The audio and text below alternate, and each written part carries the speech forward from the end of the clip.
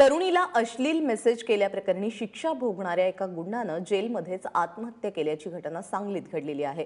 संदीप सुर्वे असं याचं नाव आहे। खंडणी, मारामारी, बाललैंगिक अत्याचार असे गंभीर गुन्हे त्याच्यावर दाखल असलेल्या संदीपने आत्महत्या केलेली आहे। प्रेयसीने लग्नासाठी नकार दिला, त्यामुळे चिडलेल्या संदीपने अश्लील मेसेज पाठवून तिला त्रास द्यायला सुरुवात केली आणि त्याला कंटाळून मुलीने आणि तिच्या वडिलांनी पोलीस ठाण्यासमोरच आत्महत्येचा प्रयत्न केला। पोलिसांनी संदीपला अटक केली आणि काही दिवसांपूर्वीच त्याची सांगली कारागृहात रवानगी झाली होती। जेलमध्ये शिक्षा भोगताना निराश झालेल्या संदीपने अखेर बरॅकमध्ये चादरीने गळफास घेऊन आत्महत्या केली। सांगली शहर पोलीस ठाणे हद्दीत जिल्हा कारागृह आहे।